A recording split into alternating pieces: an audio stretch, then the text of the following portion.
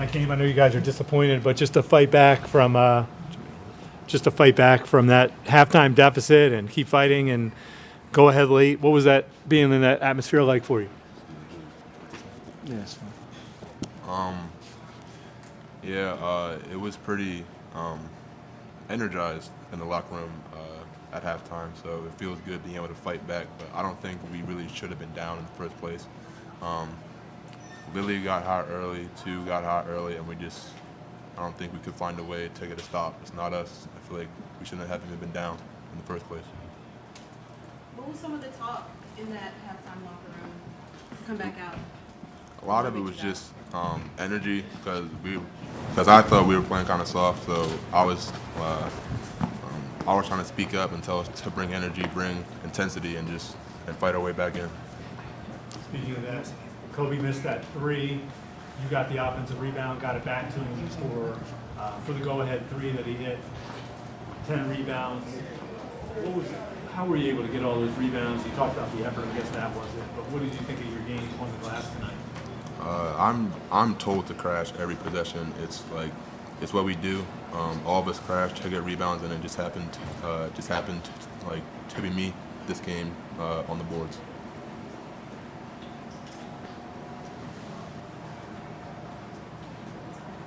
Well, both these Big 5 games, you guys played really close, and both of your Big 5 games, you played really close. They looked at the box score. There's definitely some positives. Do you feel like encouraged, even though the results haven't gone the way that you wanted? Do you feel encouraged about the way this team is generally playing right now? Yeah, I feel like we are playing pretty well, even though we're losing. But I like our team's fight. We never lose and hang our heads. We always hang our heads high and just work, try to be better. Anything else for Cole? Before Cole goes, not that he needs to hear this, but I just think that he talked about that locker room at halftime. Right? We want to be a player-led group. When we talk at halftime, the first question is, what do you guys think? And invariably, what they think is pretty much the same thing we've talked about as a staff too. And to their credit, they're coachable about it, but they know what's going on. Good job, Cole.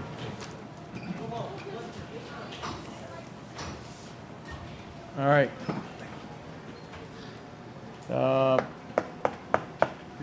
Hard-fought game, right? Another Big 5 classic game, campus game, whatever we're calling it. But I think that the margin for success, relief, and losing and misery, however you want to define them, is razor thin. It's not a this year thing. It's not a Drexel thing. When you've got evenly matched teams, and I would even say not evenly matched, when you've got college athletes competing and performing, the margin between success and losing is really thin. So today, I think it would be unfair to point to the final minute and talk about how a turnover made a play or a missed shot.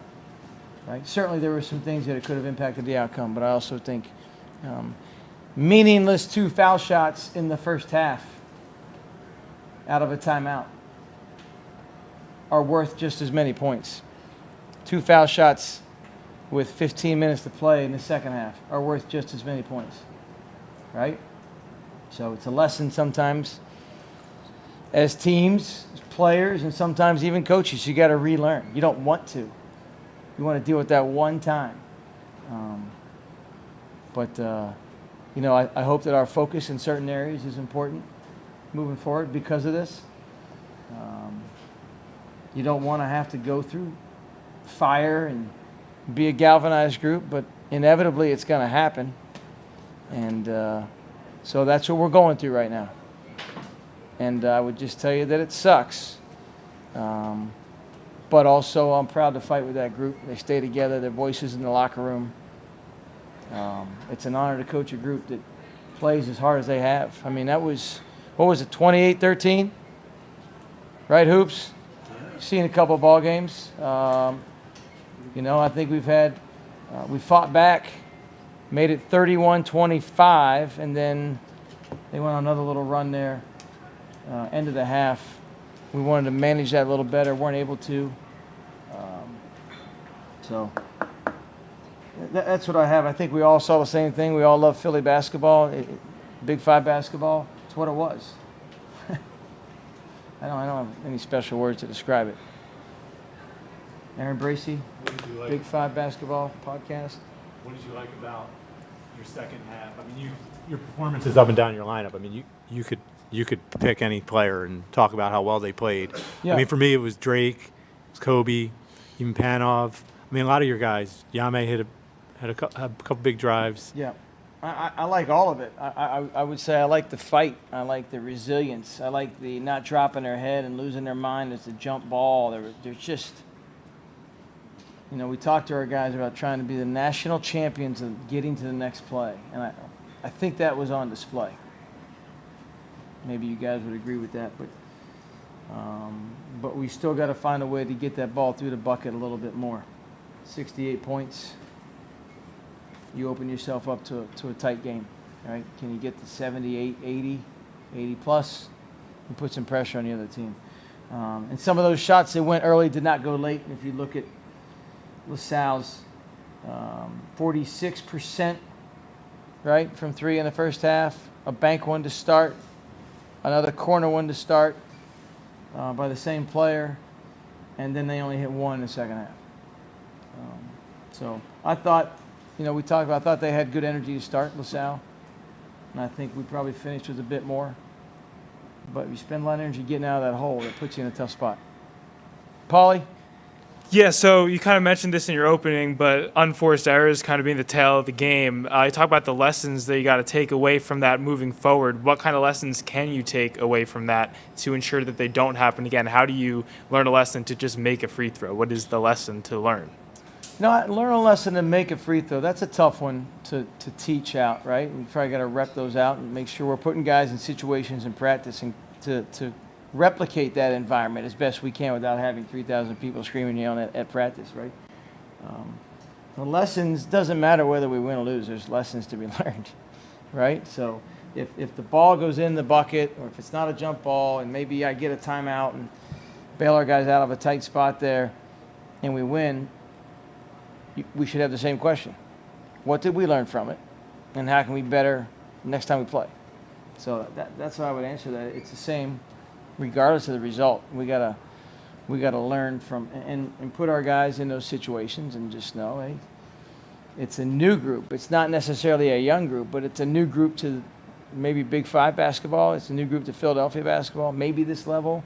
But I think we've had a lot of guys played a lot of games, different places all over the country and the world. And they've been in some spots, and they recognize it and know it. And, I thought we were relatively mature. We just didn't maybe get the play executed or get a free throw made. Zack, you had 5 in doubles today. Yeah. When did you realize that this team had the ability to play really hard in situations? I mean, I thought today in the second half when you came back, the way you forced pace and the way you defended the ball was an indication that this group wants to be good. Yeah, I think a lot's being made of the portal era, right? And for whatever reasons, guys come and go to places, to NIL spaces and whatever. But it's really about the group playing as hard as they can for each other. And hoops, it looks like our 4th or 5th game, but we've been together since June. So we're going to hopefully make that count for something. And when did I know? I would give our staff credit. We evaluate talented players. We also evaluate competitors, guys that dive on the floor for loose balls. So I think we had an idea before they got to campus of what our makeup was. It's the best answer I can give you.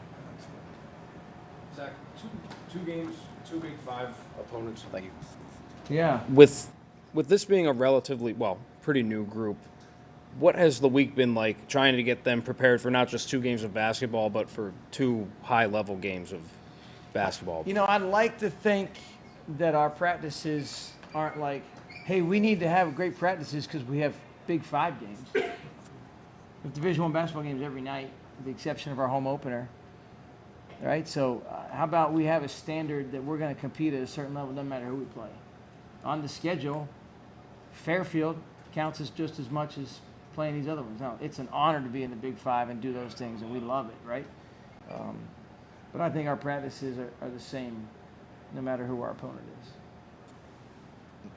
Sorry, bad answer. Zach, Josh, Horace had playing the first 3 games or something that kept him out today. Horace. What's that? Horace had played averaged 8 points first 3 games. He didn't play today. I just didn't know if there was something. No, nothing that kept him out. It's the game kind of tells us how to react and what to go with in certain situations, and we always kind of analyze what works best, what the matchup is, what it may be. No, he's going to help us. He's going to help us this year. It just wasn't the best scenario. Now, since we lose, maybe we should revisit that. Maybe he does jump in there and help us do some things. So he's grown. He's done some great things. Really proud of Horace's maturation process, and I think we'll be talking about him other times, other nights here. The other question I had was just LaSalle's analytics numbers are much improved from last year to this year. I just was curious in watching them on tape from their first 3 games if there was anything that you noticed the Explorers were doing particularly better this year than last year. Their analytic numbers are better because they've won 3 games to start the season at home. Same as last year, but their numbers are way better than they were last year. Well, I don't watch a lot of tape from last year with LaSalle because Demetrius Lilly was at State College, right? Jalil White was at Temple. One of your statements was the Big 5 is going to stink because all these people are moving around in the Big 5. Actually, it's created more drama for you to talk about, right? So White goes from Temple to LaSalle. McKeithrin went from Ryder to LaSalle, right? So Deuce Jones wasn't there. I think Zahn, Marrero, and Shepard, I think, are the only ones that played last year. So they're a different team. I think kind of it's new to all of us, but the reality is that's the new normal. So I actually was trying to kind of decode McKeithen a little bit because I think he's doing some things. Maybe a better way to answer this is he's doing things here that I don't think he did at Ryder.